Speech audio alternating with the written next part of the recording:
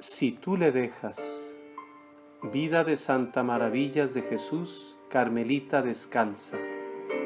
Capítulo 11. La lamparita. Cuando aquella noche las 4 fundadoras se encontraron solas en su casita de Getafe, estaban rendidas. Aquel día 19 de mayo había estado cargado de emociones. La noche anterior, y aún otras muchas, no había sido buena ni muy a propósito para el descanso. Dejar aquella casa donde tantas gracias habían recibido, aquellas madres y hermanas que tanto querían, estar viendo lo mucho que les costaba también a ellas su marcha. Sentimientos encontrados, porque por otro lado era grande la alegría de ver aquellos deseos suyos, o más bien aquella urgente petición del Señor hecha ya una realidad. Tantas cosas. Se agolpaban en su memoria todos los acontecimientos de aquel día y las 4 descalzas los comentaban antes de retirarse a descansar. Dice así la relación de la hermana Rosario, una de las 4 que salieron del Escorial para esta fundación. A las 3:15 salíamos del Carmelo. En la puerta nos esperaban varias personas que con cariño nos abrazaban. Fueron a buscarnos el señor Marqués de Pidal, hermano de la hermana Maravillas, con su señora, el padre Epifanio, la duquesa de la Conquista y la señorita Ángela Santa Cruz, hermana de la madre María Josefa. Había 2 autos. En uno, que guiaba el señor Marqués, iba el padre Epifanio, la cuñada de hermana Maravillas, la duquesa de la Conquista y hermana Maravillas. En el otro, la señorita Ángela Santa Cruz, madre María Josefa, hermana Rosario y hermana Josefina. Se emprendió la marcha. A la mitad del camino, la madre María Josefa se mareó y tuvimos que parar un rato. El otro auto, que iba mucho más deprisa, tuvo que esperar más de media hora. El paisaje no ofrecía nada de particular. Estaba nublado y llovió algo. En no sé dónde, era algo de autos, nos paramos y compraron una botella de agua y un vaso para tomar unos sellos, pues no íbamos muy famosas, nos habíamos mareado. En un sitio cerca ya de Madrid, nos volvimos a juntar los 2 autos y supimos que llevaban una imagen del corazón de Jesús, que querían entrásemos con ella en el cerro. Después de pasar Madrid, nos mandaron pasar a un auto las 4 solas con la imagen del corazón de Jesús en medio. Cuando volvimos a marchar empezó una tormenta atroz y a llover. El diablo rabiaba. Cerca ya del Cerro de los Ángeles nos pusimos las capas blancas y cuando ya se divisaba la imagen del corazón de Cristo Redentor, vimos aparecer el arco iris. Era el signo de paz que Jesús nos manifestaba en medio de las tribulaciones que acabábamos de pasar y de las que nos esperaban en adelante. En medio de nuestro entusiasmo empezamos a cantar el Corazón Santo. En el cerro nos esperaban nuestro señor obispo, la marquesa viuda de Pidal, el padre Torres, nuestro padre provincial y algunos otros padres, don Antonio García y algunas otras personas amigas. Cuando divisaron los autos, nos empezaron a saludar con los pañuelos. Una vez en el cerro, el señor obispo nos llevó ante el monumento, en donde, postradas, oramos por unos momentos. El silencio reinaba a nuestro alrededor y elevaba nuestra alma sobre todas las cosas criadas. Acabada la oración, estuvimos viendo todo el monumento, y no fue pequeña nuestra admiración al encontrarnos con una preciosa imagen de la beata Teresita rodeada de rosas. La lluvia de rosas se había extendido por toda la escalinata del monumento. Nuestro señor obispo nos llevó a la ermita de Nuestra Señora de los Ángeles. Entramos en ella y oramos ante la imagen milagrosa. El señor obispo entonó el Te Deum, que cantamos acompañadas de nuestros padres, sobre todo del padre Epifanio. Gracias a ellos, que si no, no sé qué hubiera salido. Después nuestro prelado nos dirigió la palabra, palabras que nunca olvidaremos. Nos dijo: la función principal del obispo es la pontifical, esto es, ofrecer la víctima del altar en la patena. Yo os ofrezco ahora a vosotras como víctimas de España en la patena purísima de Nuestra Señora de los Ángeles. Que vuestras oraciones desciendan sobre todo el pueblo español, sobre los que en estos momentos os acompañamos y nos unimos a los sentimientos de vuestro corazón. Su santidad se ha manifestado sumamente complacido al saber esta fundación y dado su licencia con todo su corazón, concediendo una bendición especial a todos los que en cualquier forma cooperen a ella. Ahora vosotras inaugurad vuestro oficio de custodias y camareras de Nuestra Señora de los Ángeles, adornando de flores su altar. Para este fin había unos cestos con rosas con las que adornamos el altar. Después de adornado, nuestro excelentísimo prelado dio la bendición. Todos se desvivían por obsequiarnos, sobre todo el padre Torres y don Antonio García, que rebosaban satisfacción. Volvimos a subir a los autos. Estaba lloviendo y nos dirigimos a Getafe, a la casita que nos tenían preparada. La entrada y toda la escalera estaban cubiertas de rosas. Entramos en la capillita, que gracias a la generosidad y solicitud de la marquesa viuda de Pidal nos habían arreglado. Nos arrodillamos y rezamos por todos nuestros bienhechores. El señor obispo nos fue enseñando toda la casa. Los jergones puestos en el suelo, pues no habían llegado las tarimas, estaban también cubiertos de flores. Se ocupó mucho de que no nos faltase nada, hasta de que no nos faltase luz, pues no quiso marcharse hasta que quedó arreglado. El señor alcalde y señor delegado gubernativo estuvieron muy atentos. El primero nos dijo que un sereno nos vigilaría de día y de noche y que estuviéramos tranquilas. Ya era muy tarde.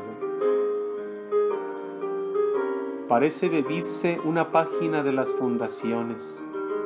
Estaba allí la sombra de la santa fundadora y hasta podía oírse su voz que decía: cierto, mis hijas, cuando considero lo ocurrido en esta fundación, me espantan las trazas de Dios.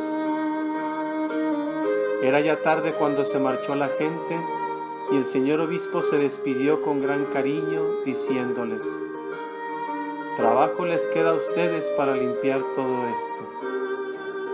Pero eso, ¿qué importaba? Se sentían felices limpiando aquella pobre casita donde al día siguiente iba a bajar el Señor por primera vez. Apenas se quedaron solas, se pusieron unas a limpiar, otras a arreglar la capilla y a preparar algo para comer. Escribe Santa Teresa que lo primero que procuraba para sus conventicos era paja, para tener dónde dormir. Así habían hecho también sus hijas. se habían venido sin blanca, pero con 4 jergones de paja y 2 mantas, que era todo su haber. ¿Para qué querían más?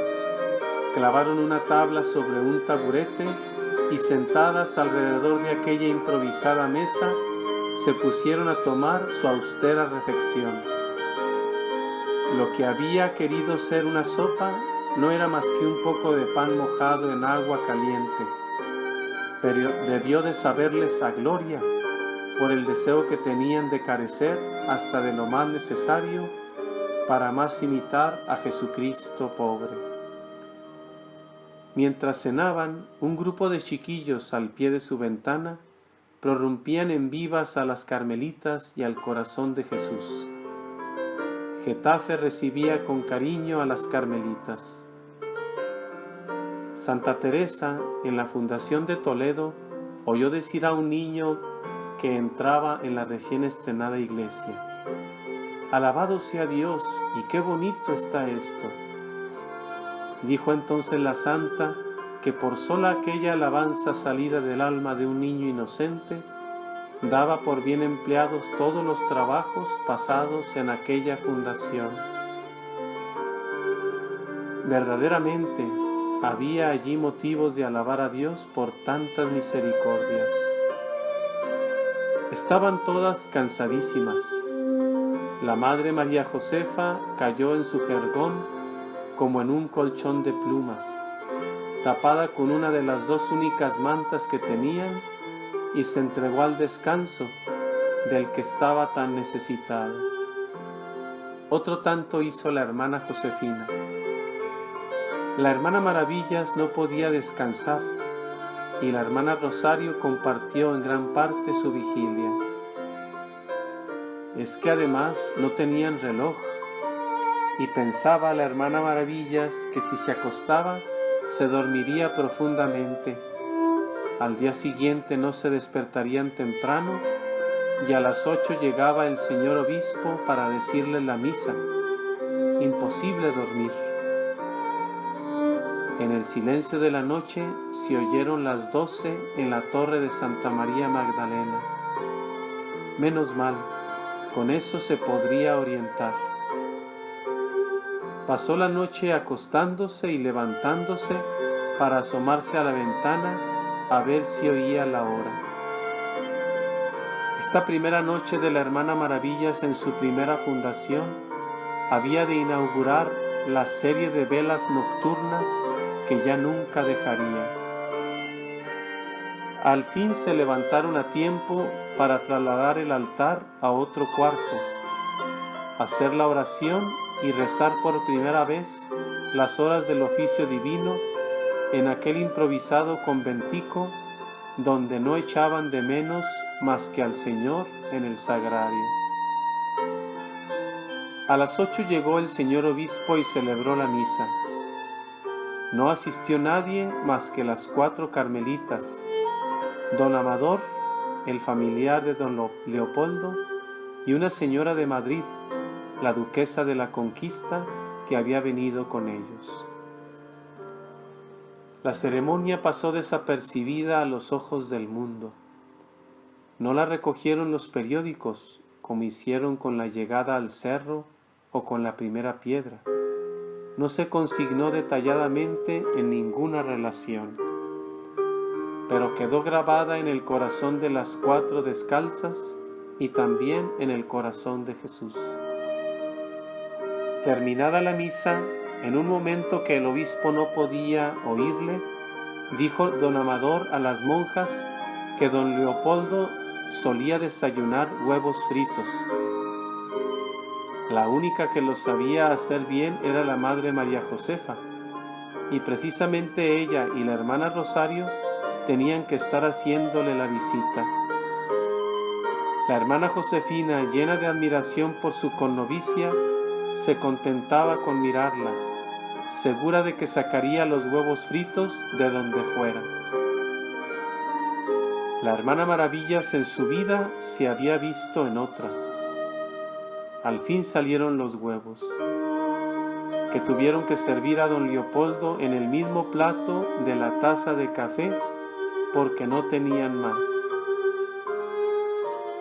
El cuidado de la providencia que les enviaba el sustento de cada día sin procurarlo ni pedirlo, llenaba de fervor y de alegría a estas carmelitas que no habían cambiado su pobreza por todos los tesoros del mundo. Los primeros días la marquesa viuda de Pidal les mandaba a María, la antigua doncella de su hija, con la cena ya hecha. Con lo que, dice la relación, no teníamos que guisar. No sabemos si es que al mediodía no comían o sí, lo que parece más probable. Con lo que les llevaban para cenar, tenían para las 2 veces. El caso es que agradecieron mucho la caridad de doña Cristina, pues como estaban sin clausura, las casas se les llenaba de gente y no tenían tiempo para nada. El día 24 de mayo, aprovechando un rato que las dejaron solas, hicieron la votación para admitir a la profesión solemne a la hermana Maravillas. Tuvo a su favor todos los votos, que eran 2, pues la hermana Josefina no era aún profesa solemne. La que había sido el alma de toda esta obra de Dios no era aún más que una humilde novicia, y mientras todos vislumbraban en ella a la futura priora de la fundación, a ella no se le pasaba por la cabeza. El día 30 de mayo hizo su profesión solemne. De esta profesión, la primera consagración a Dios en el Carmelo del Cerro, sabemos muy poco. Se la dio el padre provincial de los Carmelitas Descalzos, Narciso de San José, y predicó el padre José Vicente de Santa Teresa, Carmelita Descalzo. Lo demás, lo de dentro, solo lo sabremos en el cielo. Si la medida del amor son los deseos, podemos suponer cómo habría crecido el amor en un corazón que desde hacía tantos años deseaba ardientemente entregarse a Dios hasta la muerte. Puestas las manos sobre la regla y constituciones de la orden, que sostiene en las suyas su madre priora, la hermana Maravillas profesa obediencia, pobreza y castidad en la orden del Carmen Descalzo hasta la muerte. Y así lo vivió, hasta la muerte, hasta el último instante de su larga vida. Escribirá muchos años después a una de sus hijas el día de su profesión solemne: no olvide nunca, hija mía, el compromiso de amor eterno sellado hoy. Ella vivió este compromiso de amor con una fidelidad que no conoció lagunas ni medianías. Aquella lámpara que se había encendido ante el sagrario de la casita de Getafe ya no se apagaría más mientras Jesucristo tuviera allí su trono. Y la Madre Maravillas cantará eternamente las misericordias del Señor.